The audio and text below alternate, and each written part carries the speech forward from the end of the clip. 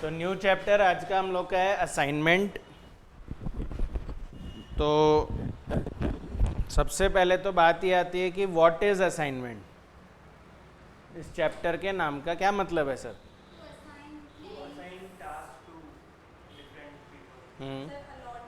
Allot करना, allocate करना, distribute करना, इसको हम लोग बोलते हैं असाइन करना। तो सर इसमें क्या सोचना है, कर दो असाइन। जैसे मान लीजिए कि मैं बोलूँ कि ना मेरे पास एक फैक्ट्री है ना, फैक्ट्री का नाम है F1। तो मान लीजिए मेरे पास एक फैक्ट्री है और ये फैक्ट्री जो है ये 100 यूनिट्स प्रोड्यूस कर रही है। ठीक है, एक फैक्ट्री है और वो 100 यूनिट्स प्रोड्यूस कर रही है। कितने बना रही है? 100 यूनिट्स बना रही है।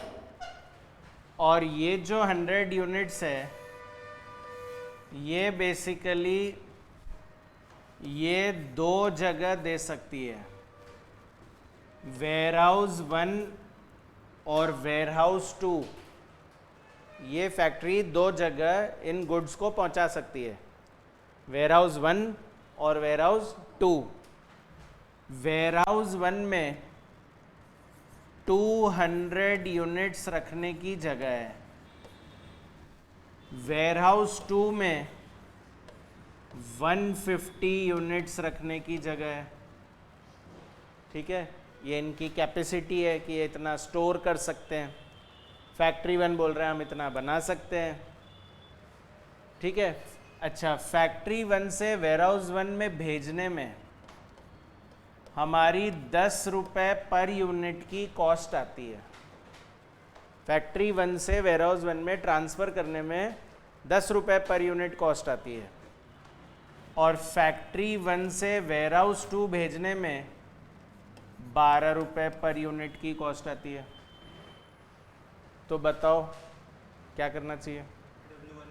वेयरहाउस 1 में भेज दो। तो आप यही बोलोगे कि सर फैक्ट्री 1 को वेयरहाउस 1 को ही भेजना चाहिए, वेयरहाउस 2 में भेजने में तो कॉस्ट ज़्यादा लग रही है सर। बस इसी प्रोसेस को बोलते हैं असाइनमेंट करना। असाइनमेंट का मतलब होता है ये मेरा एक रिसोर्स है। क्या है ये? रिसोर्स। फैक्ट्री मेरा एक रिसोर्स है जहाँ से प्रोडक्शन जनरेट हो रहा है और ये मेरे ऑप्शंस थे जहाँ पे मैं इनको एलोकेट कर सकता था। तो हमें डिसाइड करना था एक ऑप्टिमम एलोकेशन। क्या डिसाइड करना था? Optimum allocation. ऑप्टिमम यहाँ पर किस सेंस में हुआ? कॉस्ट के सेंस में। कॉस्ट कैसे मेरी मिनिमाइज हो जाए, उस प्रोसेस ऑफ एलोकेशन को बोलेंगे असाइन करना, असाइनमेंट करना। तो लिखो introduction. Assignment refers to the process, assignment refers to the process of allocating, assignment refers to the process of allocating, assignment refers to the process of allocating the resources, assignment refers to the process of allocating the resources to the various options, allocating the resources to the various options available, allocating the resources to the various options available to minimize the cost, to minimize the cost, comma time, comma distance, to minimize the cost, time, distance or maximize the profit or sales. Full stop. In other words, the allocation should be optimum. In other words, the allocation should be optimum. ठीक है, समझ में आ रही है बात हमें कि optimum way में एलोकेट करना है। अच्छा, ये तो बहुत इजी सा सिचुएशन था। यहाँ पर हमने किसको चूज़ किया? वेयर हाउस 1 को। हम इसको चूज़ कर रहे थे, ठीक है, बिकॉज ये सस्ता पड़ रहा था। अब मान लीजिए ऐसा हो जाए कि ना मेरे पास एक नहीं, मेरे पास 2 फैक्ट्री है। अब की बार एक नहीं 2 फैक्ट्री है, और मेरे पास एक वेयर हाउस 1 है और एक वेयर हाउस 2 है। अगेन वेयर हाउस भी 2 है। फैक्ट्री 1 बोल रहा है कि हम 100 यूनिट बना सकते हैं, फैक्ट्री 2 बोल रहा है कि हम 50 यूनिट बना सकते हैं, वेयर हाउस 1 बोल रहा है कि हम 80 यूनिट रख सकते हैं, और वेयर हाउस 2 बोल रहा है हम 70 यूनिट रख सकते हैं, 70 यूनिट्स रख सकते हैं। फैक्ट्री 1 से वेयर हाउस 1 में भेजने की कॉस्ट है 10 रुपये।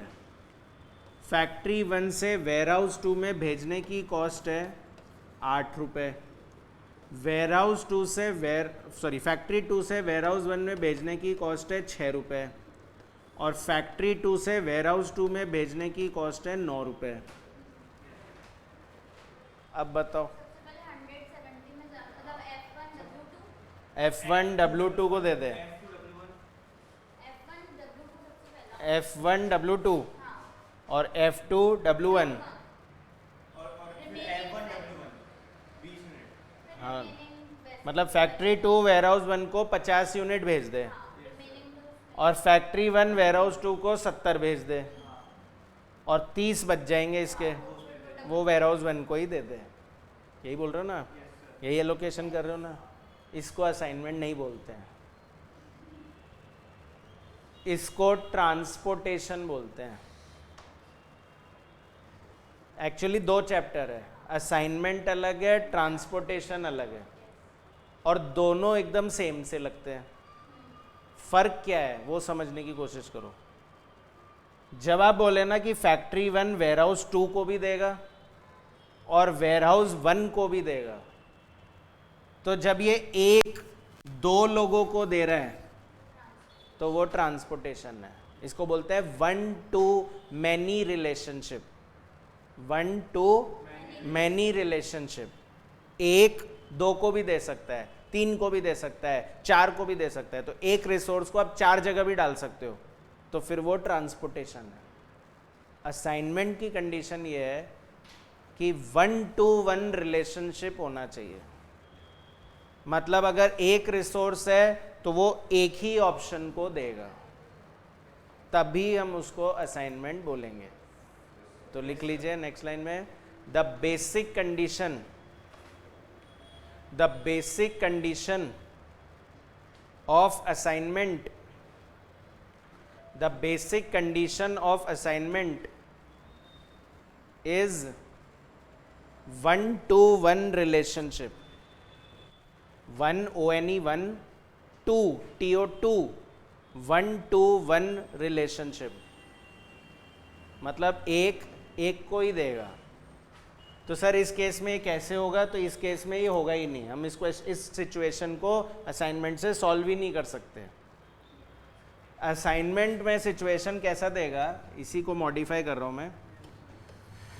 असाइनमेंट की सिचुएशन ऐसे बोलेगा कि फैक्ट्री 1 है जो 100 यूनिट दे सकती है, वेयर हाउस 1 है जो 50 यूनिट ले सकती है, फिर एक फैक्ट्री 2 है जो 50 यूनिट बना सकती है, और एक वेयर हाउस 2 है जो 100 यूनिट रख सकती है।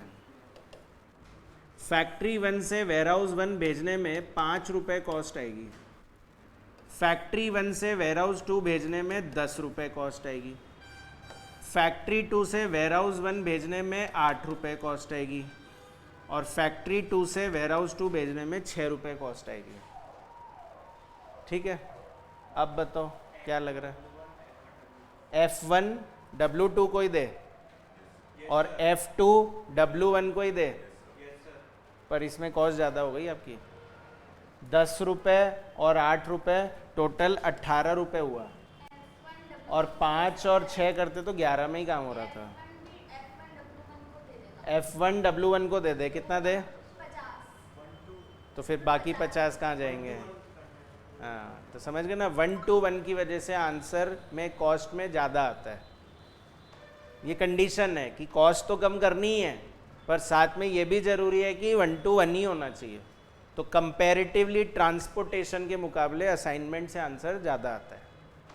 असाइनमेंट की कॉस्ट ज़्यादा होती है, इसीलिए ट्रांसपोर्टेशन फिर बाद में पढ़ाया जाता है कि नहीं, ऐसे सिचुएशन को ट्रांसपोर्टेशन से करना चाहिए, जहाँ 1 to 1 का कंडीशन नहीं लगाना चाहिए। 1 to 1 मतलब मुझसे पूछ रही है ना, 1 to 1 का मतलब है जैसे मैं अभी 1 पर्सन हूँ, मैं एक टीचर हूँ, अभी मैं कितने लोगों को पढ़ा रहा हूँ, है ना, मोर देन 1 को पढ़ा रहा हूँ मैं, तो ये 1 to many रिलेशन है। पर एक होता है कि अपन घर पे होम ट्यूशन लेते हैं, तो टीचर भी एक, हम भी एक, तो वो हमको पढ़ा रहा है डायरेक्टली, तो क्या बोलते हैं उसको? 1 to 1। तो जब फैक्ट्री 1 सिर्फ वेयर हाउस 1 को देगा तो क्या बोलेंगे? 1 to 1। पर फैक्ट्री 1 हम बोले वेयर हाउस 1 को भी दे दो, वेयर हाउस 2 को भी दे दो, तो 1 to एक ही जगह कर सकते हो। हाँ, एक पर्सन को एक जॉब दे दे। तो ऐसा होता है ना कि आप अभी अकेले हो पर सब्जेक्ट आप 8 पढ़ोगे, तो क्या हुआ? 1 to many। पर अगर आपको बोल दिया जाए नहीं, एक एक करके ही पढ़ो, जैसे एक्चुअरीज का एक कोर्स होता है, उसमें होता है एक एक पेपर करके क्लियर करो, तो फिर वो क्या होता है? 1 to 1। एग्जैक्ट क्या होता है? एक्चुअरीज का मतलब होता है इंश्योरेंस में जो आप लोग पॉलिसीज़ लेते हो ना, उसका प्रीमियम डिसाइड करना, वो एक्चुअरी का काम होता है। कि आज अगर मैं 50 लाख का इंश्योरेंस ले रहा हूँ तो उसका प्रीमियम फिक्स है, तो कैसे डिसाइड किया उन्होंने?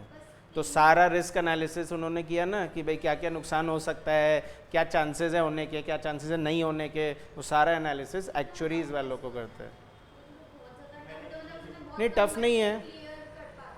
पहली चीज़ तो ये कि एक्चुअरीज करते ही कम लोग हैं। दूसरी बात ये कि एक्चुअरीज में पेपर जैसे जैसे क्लियर होते जाते हैं आपकी जॉब लग जाती है। तो जैसे 4 पेपर हो गए, आपकी जॉब लग जाएगी, तो हाँ कम होगी, पर क्या है वो जॉब के चक्कर में वो पढ़ाई बंद कर देते हैं, तो वो आगे फिर क्लियर नहीं होता है। हाँ वो तो है ही, ऐसे हर कोई थोड़ी कर लेगा, ठीक है। तो मगर उसमें जॉब लग जाती है जल्दी, मतलब अपने सीए के या सीएमए के जैसे अपने को फाइनल तक का इंतज़ार नहीं करना है, 5 पेपर क्लियर कर लो और एक एक करके कर लो। ये भी टेंशन नहीं है कि सारे एक साथ 5 पढ़ने हैं, तो बल्कि ईजी है कि एक एक करके ही तो पढ़ना है, एक ही सब्जेक्ट पे ध्यान रहता है पहले, ठीक है। तो मेरा जैसे ब्रदर इन लॉ है, वो एक्चुअरीज कंप्लीट कर चुका है, पूरे हो गए, मैं बोल रहा हूँ एक्चुअरीज कंप्लीट ही हो गए 16 पेपर, पूरे 16 के 16 पेपर हो गए हैं, और आज उसकी जॉब है 1 करोड़ रुपए की। तो एक्चुअरीज में ये है कि कम लोग होते हैं 16 पेपर क्लियर करने वाले, तो डिमांड है, सप्लाई नहीं है, तो पैकेज बहुत हाई लग रहा है, तो वो एक्चुअरीज का फ़ायदा है। हाँ हाँ वो तो है। मैथ्स तो स्ट्रॉन्ग होनी ही चाहिए, मैथ्स और स्टैट्स पे ही बेस्ड है पूरा सब्जेक्ट। नहीं कुछ नहीं है, जैसे कॉस्टिंग में अगर 55 आ रहे तो कुछ नहीं है, ठीक है ना। मार्क्स तो हाई लाने पड़ेंगे क्योंकि subject is totally based upon maths and stats, उसमें रिस्क एनालिसिस मैथ्स स्टैट्स ही होगा। अब मैं आपको एफएम पढ़ाऊँगा तो हवाइयाँ उड़ेंगी आपकी, तो वो एक्चुअरीज में उससे भी ज़्यादा हवाइयाँ उड़ती है, उसमें भी जैसे एफएम में स्टैट्स है वैसे उसमें भी स्टैट्स है, ठीक है। तो ये बात समझ में आ गई हम लोग को कि भले ही मेरी कॉस्ट ज़्यादा आ रही है, पर अगर 1 to 1 रिलेशनशिप लगाना है तो फिर उस केस में हमको महंगे कॉस्ट में भी देना पड़ेगा ही पड़ेगा। अच्छा, ऐसे ही 1 to 1 और कहाँ होता है? 1 to 1 होता है जब मान लो मेरे पास 4 लॉक्स हो, 4 ताले है ना, लॉक्स, और मेरे पास 4 चाबियां हैं, तो क्या ऐसा हो सकता है एक चाबी से 2 ताले खुल रहे हैं? नहीं होगा ना। That is 1 to 1 relation. Her lock की एक ही चाबी होती है, हाँ उसके आइडेंटिकल कीज हो सकते हैं, पर मतलब वो सेट ऑफ कीज जो है वो एक ही लॉक का होता है, वो दूसरे लॉक को नहीं खोल सकता। जैसे सेम कंपनी बना रही है पर फिर भी उसके कॉमन की से कोई भी ताला नहीं खुलेगा, सबके अलग अलग ही होंगे, समझ रहे हो? तो that is called a 1-to-1 assignment. अच्छा, ये तो चलो अभी सिंपल केसेस थे, आप लोग जल्दी जल्दी बता दिए मुझे आंसर। एक केस और सुनो।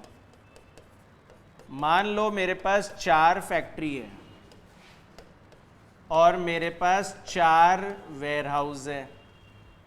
4 फैक्ट्री है, 4 वेयरहाउस है ना? फैक्ट्री 1 से वेयरहाउस 1 भेजे तो 10 रुपये कॉस्ट, वेयरहाउस 2 में भेजे 8 रुपये कॉस्ट, वेयरहाउस 3 में भेजे 6 रुपये कॉस्ट और वेयरहाउस 4 में भेजे तो 7 रुपये कॉस्ट। फैक्ट्री 2 वेयरहाउस 1 को दे तो 9 रुपये कॉस्ट, वेयरहाउस 2 को दे तो 8 रुपये कॉस्ट, वेयरहाउस 3 को दे तो 10 रुपये कॉस्ट, वेयरहाउस 4 को दे तो 8 रुपये कॉस्ट। फैक्ट्री 3 वेयरहाउस 1 को दे तो 10 रुपये, वेयरहाउस 2 को दे तो 5 रुपये, वेयरहाउस 3 को दे तो 6 रुपये और वेयरहाउस 4 को दे तो 10 रुपये।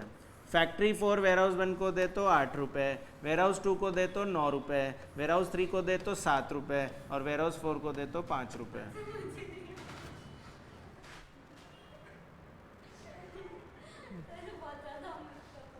मिक्सअप हो गया है तो सारे ही, समझ में ही नहीं आ रहा कौन किसको कितने में दे रहा था। हाँ, यूनिट्स, हाँ यूनिट्स तो मैंने नहीं बताया ना, उसका रीज़न समझा दिया ना कि यूनिट से तो मतलब ही नहीं है, एक एक को ही देगा। अब आपको क्वांटिटी से क्या मतलब है? 100 देगा तो मान लीजिए ये 100 ही रखता है तो बस देना ही है फिर तो उसको। हाँ, जहाँ 100 जा सकता है। अब मान लो सब 100 बना रहे, सब 100 रख सकते हैं, अब बोलो क्या होगा? तो अब कॉस्ट देखनी पड़ेगी ना। हाँ तो बताओ। तो यही रीज़न था कि हम लोग इसको ऐसे नहीं करके इसको एक मैट्रिक्स में कन्वर्ट कर देते थे कि मैट्रिक्स फॉर्म में लिखेंगे तो समझ में तो आएगा कौन कितने में दे रहा है, वरना समझ में ही नहीं आएगा। तो यही रीज़न हो जाता है कि कुछ सिचुएशन में हमको मैट्रिक्स बनाना पड़ जाता है। तो असाइनमेंट, ट्रांसपोर्टेशन और गेम थ्योरी, ये तीनों मैट्रिक्स बेस्ड टॉपिक है, इनमें हमेशा हमको इस तरह का एक मैट्रिक्स बनाना पड़ेगा। तो हम बोल रहे हैं कि 4 तो हमारी फैक्ट्री थी, है ना, 4 फैक्ट्रीज थे और 4 मेरे वेयरहाउस थे। तो मैं बोल रहा था फैक्ट्री 1 वेयरहाउस 1 को देगा तो 8 रुपये लगेंगे, वेयरहाउस 2 को देगा 9 रुपये लगेंगे, वेयरहाउस 3 को 10 रुपये में देगा, वेयरहाउस 4 को 12 रुपये में देगा। फैक्ट्री 2 जो है वो वेयरहाउस 1 में 10 रुपये में देगा, वेयरहाउस 2 को 8 रुपये में देगा, वेयरहाउस 3 को 7 रुपये में देगा, वेयरहाउस 4 को 10 रुपये में देगा। फैक्ट्री 3 जो है वो वेयरहाउस 1 को देगा मान लीजिए 10 रुपये में, वेयरहाउस 2 को दे रहा है 8 रुपये में, वेयरहाउस 3 को दे रहा है 11 रुपये में, वेयरहाउस 4 को दे रहा है 13 रुपये में। और फैक्ट्री 4 जो है वेयरहाउस 1 को दे रहा है 12 रुपये में, वेयरहाउस 2 को दे रहा है 8 रुपये में, वेयरहाउस 3 को दे रहा है 7 रुपये में और वेयरहाउस 4 को दे रहा है 5 रुपये में। तो अब एटलीस्ट समझ में तो आया कि कौन किसको कितने में दे रहा है। तो इसीलिए असाइनमेंट का क्वेश्चन बिना मैट्रिक्स के तो सॉल्व ही नहीं हो सकता। तो अब बताओ किसको कितना असाइन करें? F1 को W1 दे दो। जनरल पूछ रहा हूँ, जनरल, स्टेप्स नहीं लगा रहा अभी। F2 को W3 दे दूँ, F3 को W2 दे दूँ, ये सबसे सस्ता है।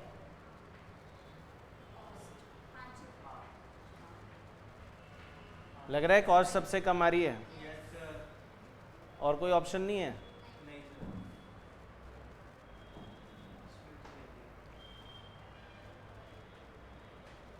समझ में आ रहा है क्या? आ रहा है? तो कौन सा है सबसे सस्ता? यही है। 7 क्या सोच रहे हो? इन दोनों 7 का सोच रहे हो? 10 आएगा। इधर मैं 7 ले लूँगा तो ये वाला 10 आएगा, मतलब 3 रुपये नहीं 8, तो फिर ये 8 जाएगा, सारा ही शफल हो जाएगा फिर तो यही ठीक है। बस इसी को बोलते हैं असाइनमेंट करना। पर क्या, जैसे अभी आप लोग थोड़ा कंफ्यूज हुए, ऐसे ही मैट्रिक्स का साइज़ और बढ़ जाता है तो और ज़्यादा कन्फ्यूजन बढ़ जाता है। तो इसी कंफ्यूजन को दूर करने के लिए फिक्स्ड प्रोसेस बनाया गया कि आपको दिमाग नहीं लगाना है कि कौन सा सस्ता है। आप असाइनमेंट का स्टेप्स लगाइए, वो स्टेप्स अपने आप सॉल्व करके बता देंगे कि सबसे बेस्ट असाइनमेंट क्या है। क्लियर है क्या? चलिए, तो अब मैं बताता हूँ कैसे करते हैं, स्टेप्स कैसे लगाते हैं। सबसे पहला स्टेप होता है कि आपको रो ऑपरेशन करना होता है। इसमें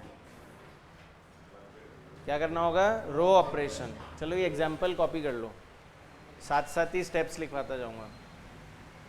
एग्जाम्पल को जल्दी से कॉपी कर लीजिए।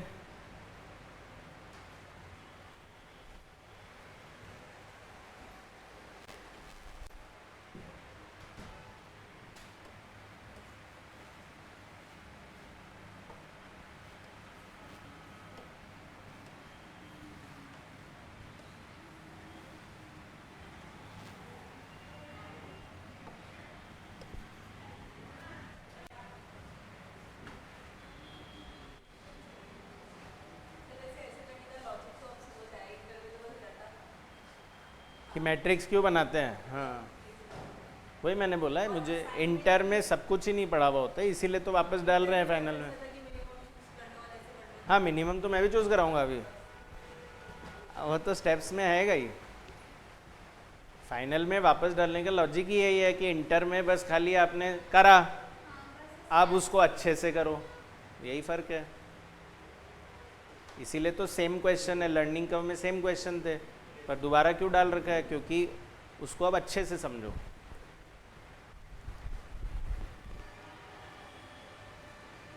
लिख लिया? तो एज पर रो ऑपरेशन आपको सिलेक्ट करना होता है the lowest value in each row. Select the lowest value in each row and subtract it from all the values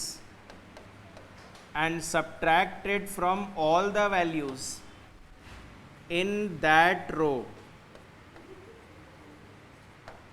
Select the lowest value in each row and subtract it from all the values in that row. ठीक है?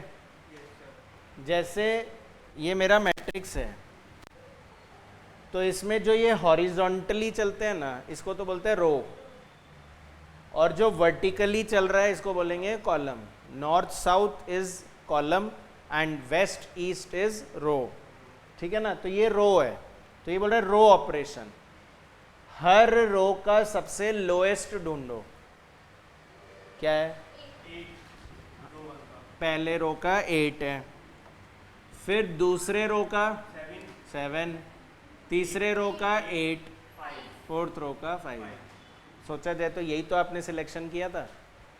तो row operation यही बोलता है कि हर रो का, हर matrix का सबसे लोएस्ट वैल्यू ढूंढो और उसको उस पूरे रो में से माइनस कर दो।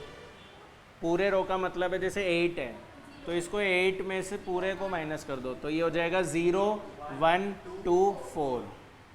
तो एक नया मैट्रिक्स बनाओगे, एक न्यू मैट्रिक्स बनाओगे।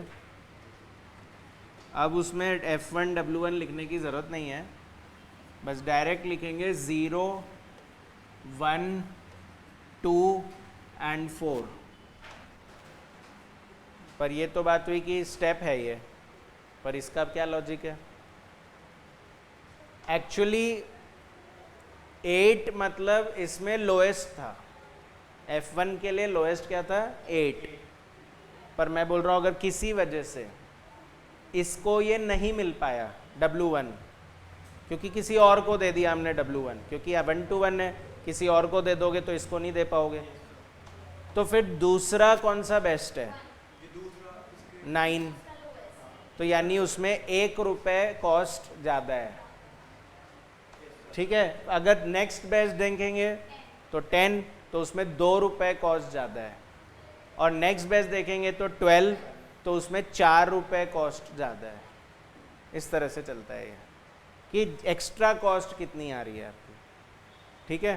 बेस्ट है तो उसकी कॉस्ट 0 है, तो next best 1, next best 2, next best 4, ऐसे ही हर रो का करना होगा।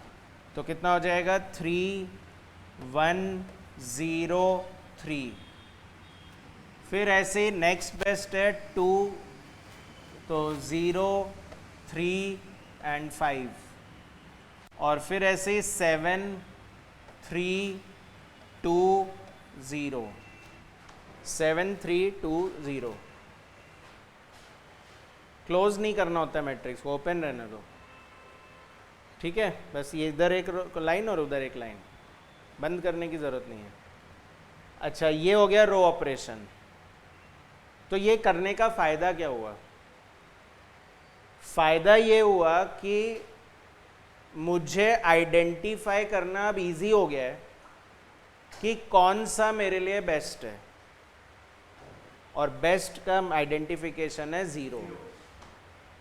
जहाँ 0 आ रहा है मतलब वो सबसे बेस्ट है। तो हो सकता है ओरिजिनल मैट्रिक्स देख के नहीं समझ में आ रहा सर किसको असाइन करे, कौन सा लोएस्ट है, नहीं दिख रहा सर, तो ये ऑपरेशन लगा के 0 डाल दिया उन जगह पे, तो अब 0 अचानक से नहीं दिखेगा, बल्कि अच्छे से दिखेगा, सडन नहीं रहेगा वो। यहाँ पे सडन रहेगा कि मैंने सही तो सिलेक्ट किया ना, कोई और तो लोएस्ट नहीं था, पर यहाँ पे अब अच्छे से दिखेगा कि 0 है। ऑब्जर्वेशन बेस है ये, 0 लाना है हम लोग को। क्लियर है क्या? फिर उसके बाद आप यही स्टेप दोबारा रिपीट करोगे। स्टेप 2 होगा कॉलम ऑपरेशन। कॉलम ऑपरेशन, ठीक है। कॉलम ऑपरेशन बोलता है जो रो में किया है वही कॉलम में करना है, यानी select the lowest value, select the lowest value in each column, select the lowest value in each column and subtract it from all the values in the column, and subtract it from all the values in the column, ठीक है। हर column का lowest ढूंढो, हर column का lowest ढूंढो और उसको उसी column में से माइनस कर दो, पर ओरिजिनल में नहीं, स्टेप 1 वाली मैट्रिक्स में करना है। तो बताओ स्टेप 1 में, स्टेप 1 में 0 है ना फर्स्ट कॉलम में, स्टेप 1 में जो सेकंड कॉलम है उसमें 0, इसमें भी लोएस्ट 0, इसमें भी लोएस्ट 0, 0 ही आ रहा है हर कॉलम में लोएस्ट, उसको पूरे कॉलम में से माइनस कर देना। तो आप सही बोल रहे हो कि चेंज नहीं आएगा सर। तो ये स्टेप क्यों किया जाता है अगर आप पूछोगे तो रीज़न कि मुझे हर कॉलम में एक 0 चाहिए, हर कॉलम में एक 0 होना ज़रूरी है। तो अगर किसी में 0 नहीं आ रहा होगा तो कॉलम ऑपरेशन लगाने के बाद वो 0 बन जाएगा। 0 कैसे नहीं आएगा? मान लीजिए, नहीं तो वो तो रो वाइज सिलेक्ट किया था ना आपने। मान लो जैसे ये ओरिजिनली ये 8 इधर आ जाए और ये 10 इधर आ जाए, तो आपके सोल्यूशन में ये 0 इधर आएगा, ये 2 इधर आएगा, तो इस कॉलम में कोई 0 नहीं आ रहा ना, ठीक है। तो ये स्टेप्स बनाए गए तो कोई ना कोई रीज़न तो है, ऐसे ही नहीं बनाएंगे। हाँ, 10 और 8। चलिए अब ये कर दिया हमने कॉलम ऑपरेशन, मेरे मैट्रिक्स में वैसे चेंज आया नहीं है। अब क्या करना होता है? अब इसमें असाइनमेंट करके देखना होता है कि क्या 1-to-1 असाइनमेंट हो पा रहा है। क्या एक जने को एक ही मिल रहा है? और वो असाइनमेंट 0 पे ही होना चाहिए क्योंकि कॉस्ट कम ही रखनी है। तो असाइनमेंट का तरीका क्या होता है, हर रो में आप ऑब्जर्व करो और बताओ सिंगल जीरो किस रो में है? सब में ही है, सब में ही है ना। तो मतलब फर्स्ट रो में भी है। तो फर्स्ट रो में जो जीरो है ना उसको असाइन कर दो आप, से बॉक्स बना दो कि ये वाला इसको दे दो, और ये इसको दे दिया तो मतलब कोई और अब इसको नहीं दे सकते और कोई और इसको नहीं कर सकता। फैक्ट्री 1 वेयरहाउस और किसी को नहीं चूज कर सकता और कोई और फैक्ट्री इस वेयरहाउस को सिलेक्ट नहीं कर सकता। अच्छा, फिर उसके बाद वापस से देखें तो बताओ किस रो में सिंगल जीरो है? सेकंड में ही है, तो सेकंड वाला भी उसको दे दो, सेकंड वाला भी उसको दे दो, तो कोई और नहीं ले सकता ये और कोई और इस वेयरहाउस को चूज नहीं कर सकता। फिर उसके बाद सिंगल जीरो थर्ड रो में है, ये इसको दे दो, तो कोई और वेयरहाउस ये ले नहीं सकता और कोई और फैक्ट्री इसको चूज नहीं कर सकता। तो लास्ट में क्या अपने आप ही एक जीरो बच रहा है? एक जीरो बच रहा है। क्या सारे जीरो ही असाइन हुए हैं? तो ये ऑप्टिमम है। पर अगर कहीं पे भी जीरो रह जाता तो मतलब वो ऑप्टिमम नहीं है। पर सर ऐसे करने के बाद पता चलेगा क्या कि ऑप्टिमम है कि नहीं है? तो नहीं। इस असाइनमेंट स्टेप से पहले एक स्टेप और आता है। वो स्टेप ये है कि आपको लाइन ऑपरेशन लगानी है। लाइन ऑपरेशन बोलते हैं हम लोग इसको। स्टेप 2 के बाद पहले स्टेप 3 आता है, वो स्टेप 4 है। स्टेप 3 सुनो पहले। क्या चेक करना चाह रहे हैं? कि सबके जीरो आएगा कि नहीं आएगा, ये हम चेक करना चाह रहे हैं पहले ही। बात देखो पूरा काट दिया मैंने उसको, उसमें फिर अब बाद में चेंज करना मुश्किल हो जाएगा, तो इसलिए पहले ही चेक कर लो कि वहाँ ज़ीरो आएगा कि नहीं आएगा। तो लाइन ऑपरेशन में क्या करते हैं हम लोग, ये मैट्रिक्स लिखते हैं पहले 0 3 2 7 1 1 0 3 2 0 3 2 एंड 4 3 5 0। ये मेरा मैट्रिक्स था। स्टेप 2 के बाद उसको कॉपी किया मैंने। लाइन ऑपरेशन क्या बोलता है, आपको हॉरिजॉन्टल और वर्टिकल लाइन बनाने हैं। हॉरिजॉन्टल मतलब फ्लैट है ना, वेस्ट ईस्ट। वर्टिकल लाइन मतलब नॉर्थ साउथ। तो आपको हॉरिजॉन्टल और वर्टिकल लाइन बनाने हैं जिससे आपके सारे जीरो कवर हो जाए। वो लाइन बनाने जीरो को छुपाने के लिए, ठीक है। हॉरिजॉन्टल और वर्टिकल ही होना चाहिए, डायगोनल नहीं होना चाहिए। मतलब पता चला कि आपने ऐसे बना दिया कोई लाइन, तो ये अलाउड नहीं है ना। ओनली हॉरिजॉन्टल और वर्टिकल लाइन ही बनेंगे। सारे ज़ीरो कवर होने चाहिए और वो मिनिमम लाइन होने चाहिए। मतलब कोशिश करो कि एक लाइन में ही ख़त्म हो जाए सारे ज़ीरो, पर एक से नहीं हो पाए तो दो बनाना, दो नहीं हो पाए तो तीन बनाना, तीन से नहीं हो पाए चार बनाना, चार से नहीं हो पाए पाँच तो बनेगा ही नहीं। हाँ वैसे बन सकता है पर इसमें नहीं बनेगा क्योंकि चार तो रो ही है। अगर मैं सीधे सीधे भी कट कर दूँ, चार से ज़्यादा तो बनाने की ज़रूरत ही नहीं है, सारे ज़ीरो छुप जाएंगे। तो खैर अभी हमको ये नहीं करना, हमको तो कोशिश करनी कि चार भी नहीं बनाना पड़ेगा ना। यहाँ क्या था ज़ीरो। कोशिश करो कि एक लाइन से ही हो जाए। नहीं होएगा क्योंकि एक भी बनाऊंगा तो बाकी तो दिखते रहेंगे। दो से ट्राई करो, नहीं होगा। तीन चार बनाने ही पड़ रहे हैं ना। तो मतलब चाहे आप कॉलम वाइज बना लो, चाहे आप रो वाइज बना लो, चार तो बनाने ही पड़ेंगे। तो अगर ये नंबर ऑफ लाइंस आपके नंबर ऑफ रो बोलो या कॉलम बोलो एक ही बात है, क्योंकि रो और कॉलम तो हमेशा सेम ही होंगे, 1 to 1 है ना। 4 फैक्ट्री होंगे तो 4 वेयर हाउस तो होने ही है, ऐसा तो हो ही नहीं सकता 4 फैक्ट्री और 3 warehouse, 3 factory 4 warehouse. मैं तो बोल रहा हूँ 1 to 1 है, तो 4 फैक्ट्री है तो 4 वेयर हाउस तो होने ही है, तो 4 रो है तो 4 कॉलम तो होने ही है। तो अगर ये इक्वल आ गया तो हम बोलेंगे therefore optimum assignment is possible.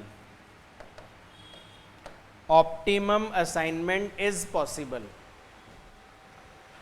Optimum assignment हो सकता है।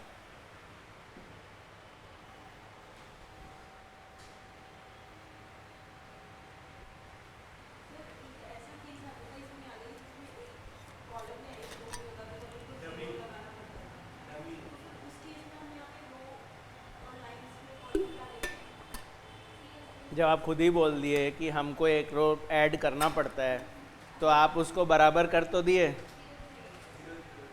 भाई, 3 रो दिए हुए 4 कॉलम दिए हुए, तो मैंने एक रो ऐड कर दिया तो हो गए ना 4। तो अब वही बोलूँगा, रो बोलो या कॉलम एक ही बात है। उसको डमी बोलते थे, तो वो हम लोग बाद में करेंगे, अभी पहले नॉर्मल केस सिखा रहा हूँ।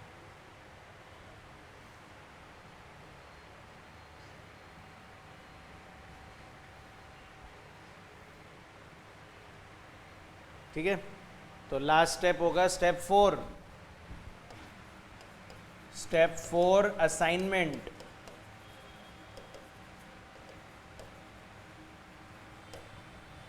Step 4 will be assignment. तो क्या रूल सीखा असाइनमेंट का? रो वाइज चलना और जिसमें एक ज़ीरो उसको एलोकेट कर देना, 2 ज़ीरो किसी रो में उसको छोड़ देना, 1 ज़ीरो से चलना है, क्योंकि उसमें एक ही है वो ऑप्शन जिसमें एलोकेशन करना पड़ेगा। 2 ज़ीरो होने का मतलब उसके पास 2 ऑप्शन है, 1 ज़ीरो का मतलब उसके पास एक ही ऑप्शन है, तो बस फिर वही करना पड़ेगा। ठीक है, इजी था। फाइनली क्या होता है, हमको अपना कॉस्ट बताना होता है। मतलब ये तो हो ही रहा है, पर you have to also calculate your cost. यहाँ से शुरू हुआ था ना। हाँ, ये मेरी मेन टेबल थी, है ना, छोटी सी दिख रही होगी, तो ये मेरी मेन टेबल थी।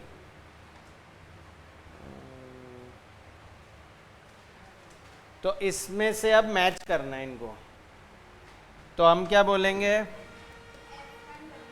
F1 को हमने W1 दे दिया, F1 को हमने W1 दे दिया।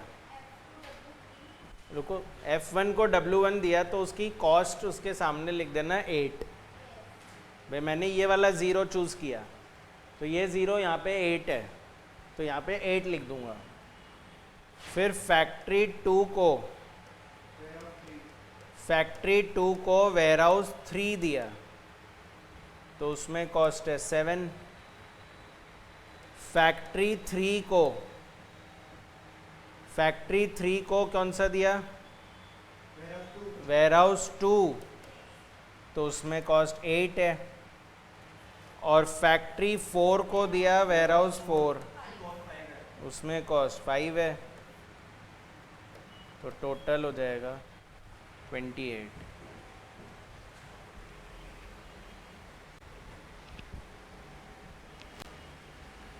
तो हम बोलेंगे ये सबसे लोएस्ट है, इससे लोएस्ट पॉसिबल नहीं है।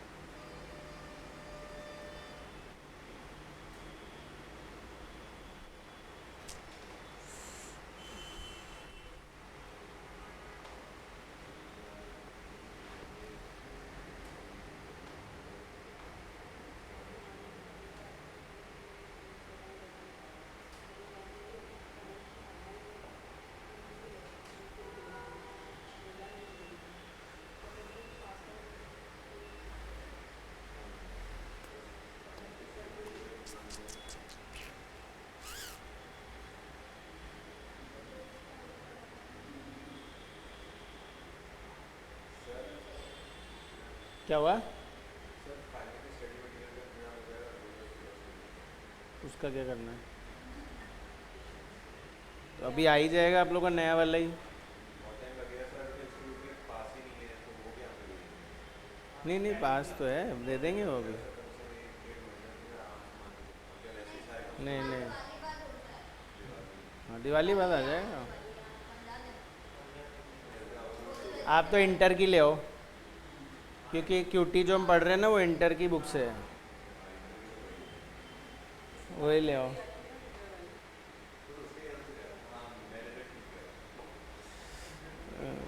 खुल नहीं रहा है।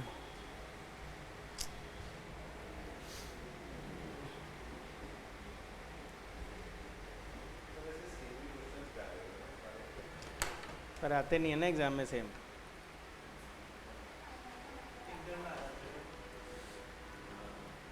अच्छा, नेट ही नहीं चल रहा उसमें।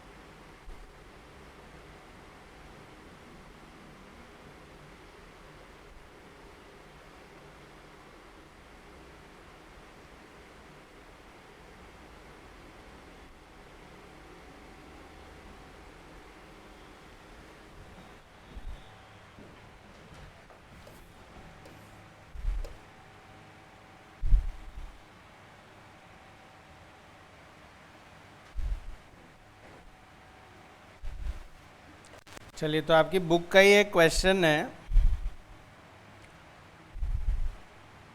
इलस्ट्रेशन नंबर है 14। नहीं, अभी तो बुक ओल्ड सिलेबस ही।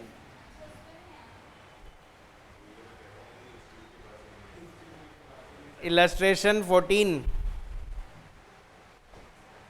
बोल रहा है 6 तो हमारे पास मेन है, 1 2 3 4 5 6, और 6 हमारे पास जॉब्स है, 3 4 5 6, और इनके टाइम दिए हुए हैं 2 6 4 4 5 9, और फिर उसके बाद 9 8 6 2 3 8, और फिर उसके बाद 2 7 5 7 9 12, 7 9 12, और फिर उसके बाद 7 6 3 3 5 एंड 13, और फिर 9 14 8 10 12 और 9, एंड लास्ट में 1 1 1 1 1 1।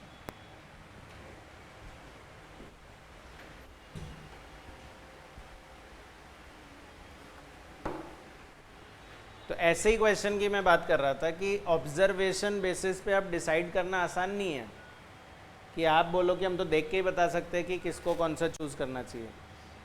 तो इसीलिए असाइनमेंट का प्रोसेस बनाया गया है कि ऐसे डिफ़िकल्ट सिचुएशन को ही हैंडल किया जा सके। तो अगेन स्टेप 1 लगाएंगे सबसे पहले। तो स्टेप 1 है रो ऑपरेशन। स्टेप 1 है रो ऑपरेशन। तो रो ऑपरेशन के अकॉर्डिंग हर रो का सबसे लोएस्ट ढूंढना है। तो पहले रो का लोएस्ट क्या है 1, दूसरे रो का 1, तीसरे का 1, चौथे का 1, पांचवे का 1, छठे का 1, सब में 1 ही है लोएस्ट। तो रो वाइज माइनस करेंगे तो 1 8 1 6 8 0, फिर 1 माइनस करेंगे तो 5 7 6 5 13 0, फिर उसके बाद 3 5 4 2 7 एंड 0, फिर 3 1 6 2 9 और 0, देन अगेन 4 2 8 4 11 0, 8 7 11 12 8 0।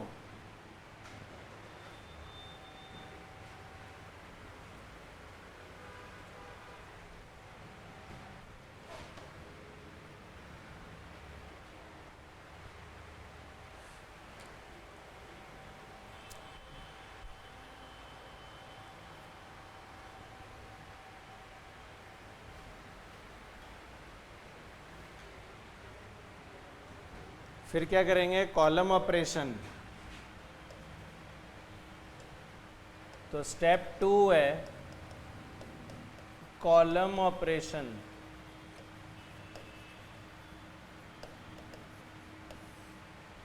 तो कॉलम ऑपरेशन के अकॉर्डिंग फर्स्ट कॉलम में लोएस्ट 1, सेकेंड कॉलम में भी 1, थर्ड में भी 1,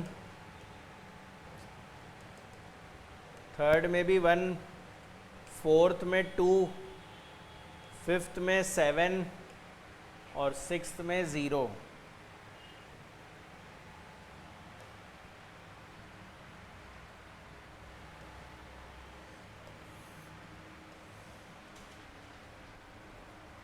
तो ये हो जाएगा 0 4 2 2 3 7, 3 एंड 7। नेक्स्ट कॉलम में हो जाएगा 7 6 4 0 1 6, फिर उसके बाद 0 5 3 5 7 10, फिर उसके बाद 4 3 0 0 2 10, 2 एंड 10, एंड देन उसके बाद 1 6 0 2 एंड 4 और 1, और लास्ट में 0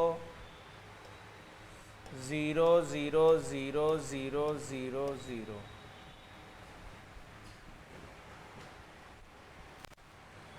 फिर उसके बाद लाइन ऑपरेशन लगाएंगे। Step 3 line operation.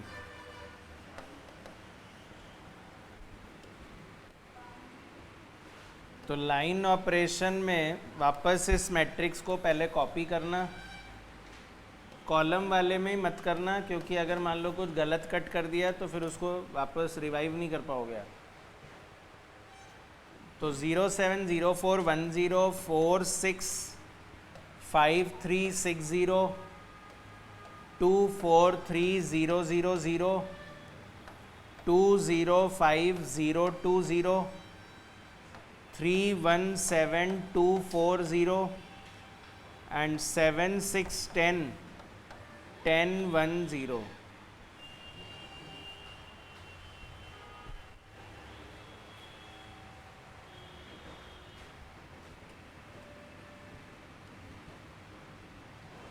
तो कितने लाइन बोल रहे हो? 4 से ही हो रहा है? मेरा 3 से हो रहा है। 3 लाइन से कट रहे सारे 0।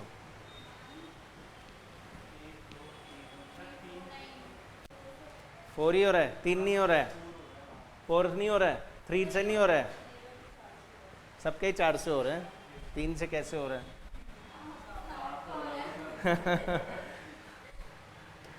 तो ये एक लाइन हो गई, ये मेरी सेकेंड लाइन हो गई, और ये third line, and this is fourth line.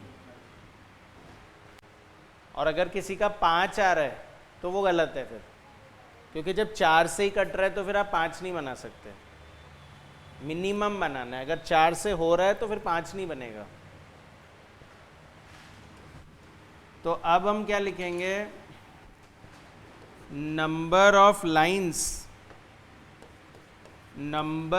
Lines is not equal to number of rows. और अगर ये नहीं है इक्वल तो ऑप्टिमम असाइनमेंट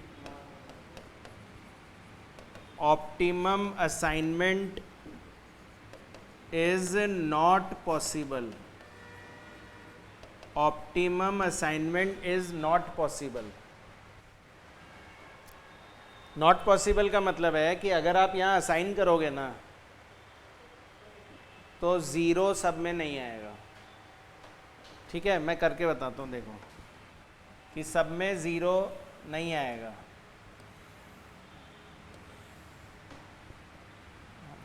एक बार बताना वैल्यूज़ क्या कहती, 0 7 0 4 1 0 2 4 3 0 0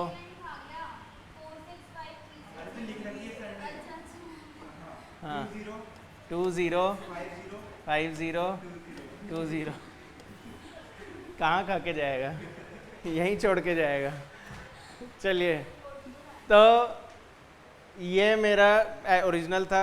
मैं बोल रहा हूँ कि नंबर ऑफ लाइन बराबर नहीं आए तो ऑप्टिमम असाइनमेंट नहीं होगा। नहीं होगा का मतलब क्या है, नहीं होगा का मतलब है कि अब सब में 0 नहीं आएगा।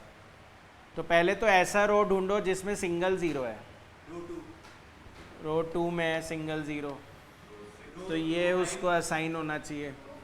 अरे रुको रुको, आराम से, धीरे धीरे चल रहा है। फिर वापस से ढूंढो सिंगल 0। हाँ, रो 4 में सिंगल 0 दिख रहा है आपको?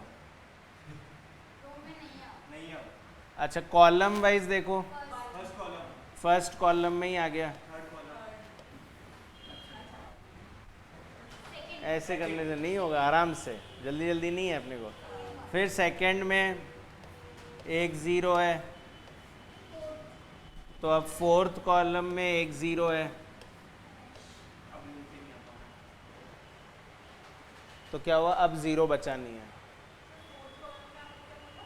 फोर्थ कॉलम में ये वाला 0 था, क्यों, ये तो कट गया ना। तो अब 0 नहीं बचा लास्ट वाले के लिए, लास्ट 2 बच गए बल्कि। तो यही मैं बोल रहा था, ऑप्टिमम असाइनमेंट नहीं होएगा।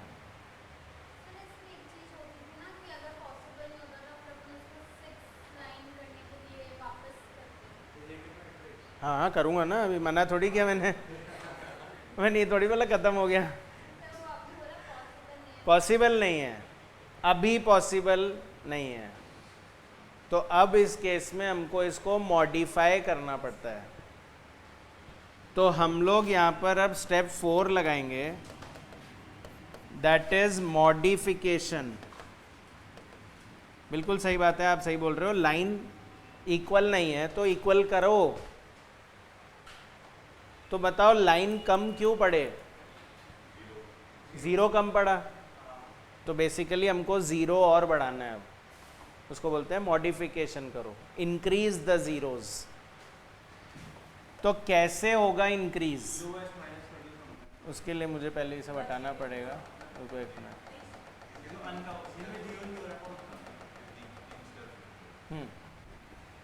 मॉडिफिकेशन का रूल ये है कि जैसे आपने ये लाइंस बनाए थे ना, ये और ये,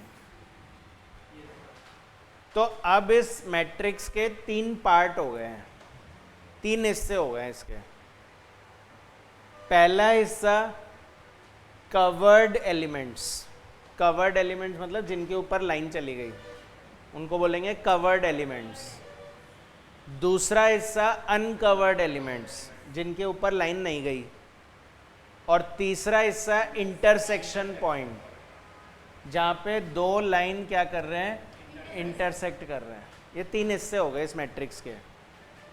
तो हमारा मॉडिफिकेशन स्टेप बोलता है कि जो अनकवर्ड है ना उसमें से लोएस्ट चूज करो, क्योंकि मैंने क्या बोला, जीरो बढ़ाओ, तो मतलब इन्हीं जगह पे जीरो बढ़ाना है जहां अनकवर्ड है, तो उनका सबसे लोएस्ट वैल्यू चूज करो। तो ये 1 बोल दो, ये 1 बोल दो, कोई सा भी 1 बोल दो, उसको अनकवर्ड में से ही माइनस कर दो, नहीं उसको अनकवर्ड में से ही माइनस करना है, तभी वो जीरो बनेंगे। वो उनको जीरो बनाने का मतलब नहीं है, वो पहले ही कट गए। तो जो अनकवर्ड है उन्हीं में जीरो बढ़ाओ, तो इसीलिए अनकवर्ड में से ही माइनस करो, और जो कवर्ड है उसको सेम रखना है, और जो इंटरसेक्शन है उसमें ऐड करना है।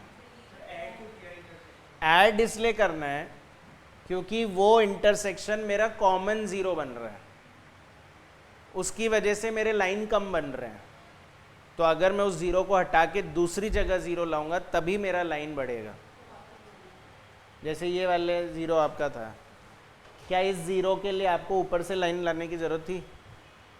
ये तो ये रो कट करता तो भी हो जाता ना। तो वहां जीरो होने से वो दो लाइन नहीं बन रहे, वो एक ही बन रहा है।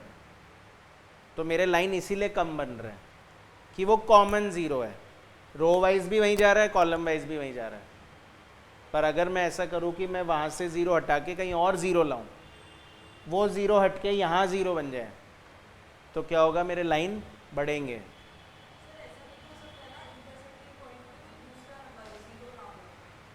हाँ बिल्कुल, कुछ भी हो सकता है। हाँ तो ठीक है, फिर कोई फ़र्क नहीं पड़ता। अब वो प्रोसेस तो ऐसा बन जाता है ना कि वो एक बार जो लगा दिया वो सब में ही लगेगा, उसमें भी ऐड होगा, वो तो ऐड तो करना ही, पर उसका बेनिफिट नहीं मिलेगा। अब 2 लिखा हुआ है, उसमें 1 ऐड कर दूंगा तो 3 हो जाएगा, और क्या, ज़ीरो तो पहले भी नहीं था। पर जो ज़ीरो थे वहाँ अगर हम ऐड कर रहे हैं तो उससे मेरे लाइन वहाँ से हट के कहीं और बनेंगे। ठीक है, चलिए। तो अब क्या होगा, लिखिए स्टेप 4 है आपका मॉडिफिकेशन में, select the lowest value from the uncovered element, select the lowest value from the uncovered element and subtract it from all the uncovered elements. Select the lowest value from the uncovered elements and subtract it from all the uncovered elements. And subtract it from all the uncovered elements. ठीक है, और step मतलब उसके next line में लिखो, further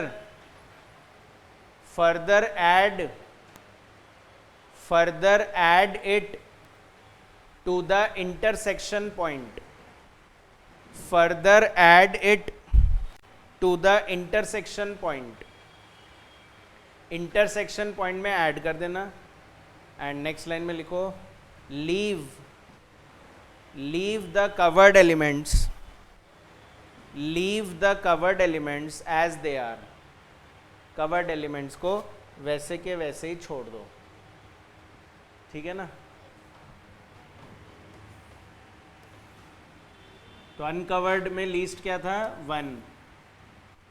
तो 0 covered है वो तो सेम रहेगा, 7 कवर्ड है वो सेम रहेगा, 0 कवर्ड है सेम रहेगा, 4 कवर्ड है सेम रहेगा, 1 कवर्ड है सेम रहेगा, 0 इंटरसेक्शन पॉइंट है तो वहाँ पे 1 ऐड हो जाएगा। तो वो 0 हट गया, उसकी जगह 1 आ गया वहाँ पे। फिर 4 अनकवर्ड है माइनस होगा, 6 अनकवर्ड है माइनस होगा, 5 अनकवर्ड है माइनस होगा, 3 अनकवर्ड है माइनस होगा, 6 अनकवर्ड है माइनस होगा, 0 कवर्ड है सेम रहेगा। फिर 2 कवर्ड है सेम रहेगा, 4 covered same, 3 covered same, 0 covered same, 0 covered same, पर 0 इंटरसेक्शन पॉइंट है तो वहाँ 1 आया जाएगा। And then again 2 same, 0 same, 5 same, 0 same, 2 same और 0 इंटरसेक्शन पॉइंट है वहाँ 1 आ जाएगा। और फिर 1 माइनस करेंगे तो 2, 0, 6, 1, 630 and 659 9 0 and 0। ठीक है, समझ में आया? तो देखो जहाँ ज़ीरो नहीं थे वहाँ 2 ज़ीरो बढ़ गए, एक 1 में और एक 1 में, अब 0 0 और आ गया। तो इसी से क्या होगा, मेरे लाइंस बढ़ेंगे। 5 हो गए, 4 नहीं हो रहे। ये तो कंफर्म है कि 5 तो नहीं है, 0 बढ़ाया है, लाइन तो बढ़नी ही चाहिए। तो 5 ही बन रहे हैं। कैसे कैसे बनाया? Last column, second last column, first row, क्योंकि पैटर्न सबका अलग हो सकता है काटने का, पर बनेंगे 5 ही और फाइनल आंसर सेम आता है। अगर फाइनल आंसर अलग आ रहा है तो मतलब आपने लाइन काटने में कुछ गलती करी है, तो फिर से मॉडिफिकेशन करना पड़ता है। तो स्टेप 4 ही चल रहा है ये वैसे, पर मैं लिख दे रहा हूँ स्टेप 5, और सीक्वेंस वाइज ये स्टेप 5 है। फिर से मॉडिफाई करो। तो अगेन अनकवर्ड में लोएस्ट वैल्यू क्या है? अनकवर्ड में लोएस्ट वैल्यू क्या है? 2। अनकवर्ड में लोएस्ट वैल्यू 2, तो 2 माइनस करेंगे तो 0 तो सेम रहेगा, 7 इंटरसेक्शन है, ऐड हो जाएगा। 0 कवर्ड है, same, 4 intersection point add, 1 intersection point add, 1 intersection point add, और फिर उसके बाद 3, तो ये हो जाएगा 1। 5 कवर्ड सेम, 4 लेस हो जाएगा, 2 covered same, 5 covered same, 0 covered same, 2 uncovered है, लेस हो जाएगा, 4 कवर्ड सेम, 3 अनकवर्ड है, लेस हो जाएगा, 0 covered same, 0 covered same, 1 covered same, 2 again less हो जाएगा, 0 0 3 0 2 1, फिर 2 अगेन कवर्ड अनकवर्ड है, लेस हो जाएगा, 0 0 4 1 3 0, और 4 5 7 9 0 0।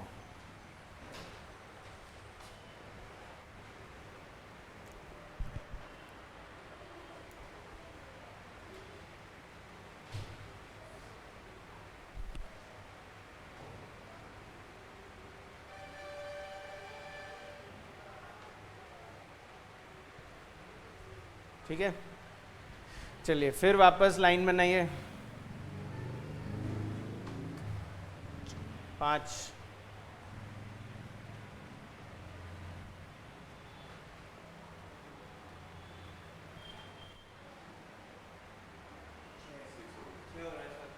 5 नहीं हो रहा है।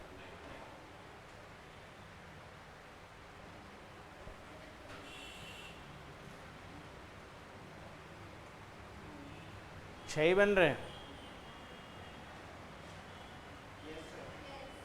6, तो असाइनमेंट करो फिर। 6 बनाने तो फिर तो कैसे ही बना दो, पर क्या पड़ता है।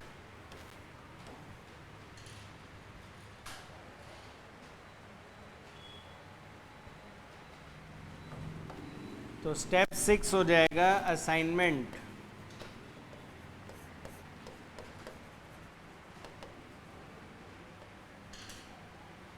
अभी वैसे क्या न्यूज़ चल रही है? ऑब्जेक्टिव होगा सब्जेक्टिव होगा आप लोग का? सब्जेक्टिव ही होएगा। क्या हो गया?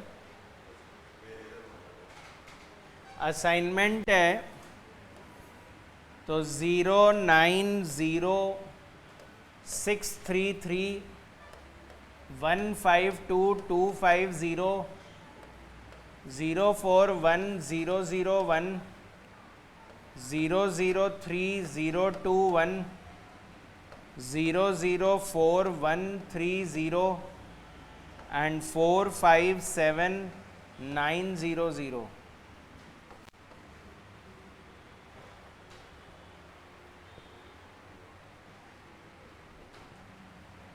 तो सेकेंड रो में सिंगल ज़ीरो है, सबसे पहला असाइनमेंट वही होना चाहिए। फिर उसके बाद लास्ट रो में सिंगल ज़ीरो है, तो असाइनमेंट वही होना चाहिए। फिर कॉलम थर्ड में सिंगल ज़ीरो है, वही असाइनमेंट होना चाहिए। फिर अब हर जगह दो दो आ रहे हैं, रो वाइज भी दो आ रहे हैं और कॉलम वाइज भी दो आ रहे हैं।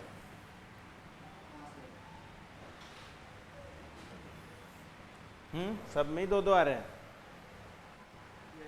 तो फिर होता है आर्बिट्ररी सिलेक्शन, मतलब किसी को भी कोई सा भी दे दो। तो मान लो हम इसको ये वाला दे देते हैं,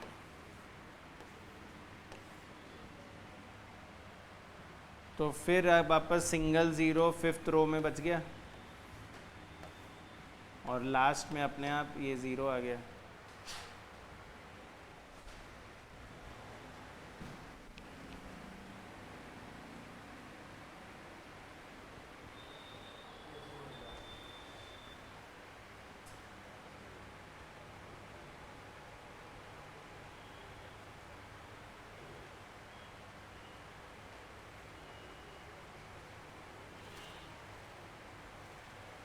क्या हुआ?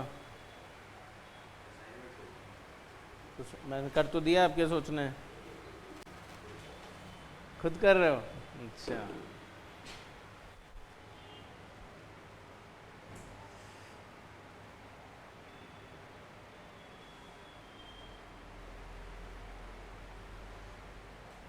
और फिर फाइनली रिलेट कर देंगे।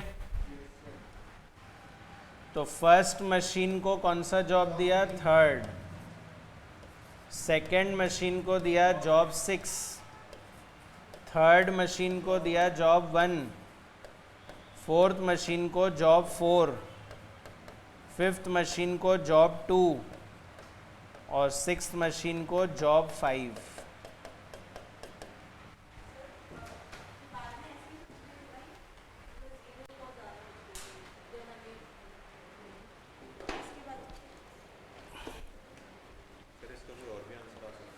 हाँ, बहुत सारे ज़ीरो बच रहे थे ना, तो हमने एक ज़ीरो चूज़ कर लिया कोई सा भी।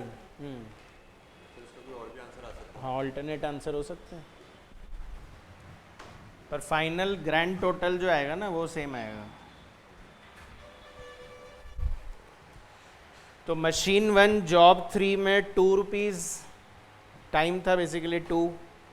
मशीन 2 जॉब 6 है तो 1।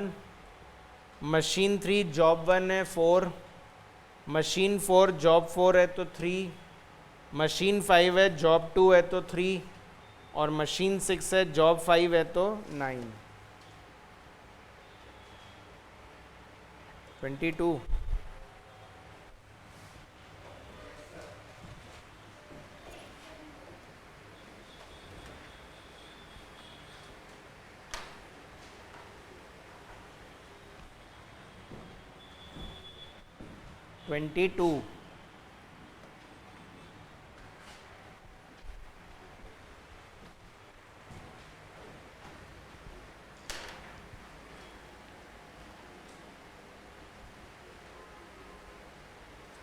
तो प्रोसेस तो यही है, बाकी कल कुछ एडजस्टमेंट्स पड़ेंगे, जैसे डमी लगाना पड़ता है, मैक्सिमाइज करना होता है ना, प्रोहिबिटेड रूट्स होते हैं कि कुछ रास्ते बंद होते हैं, वहाँ नहीं दे सकते, तो ऐसे केसेस कल करेंगे, है ना।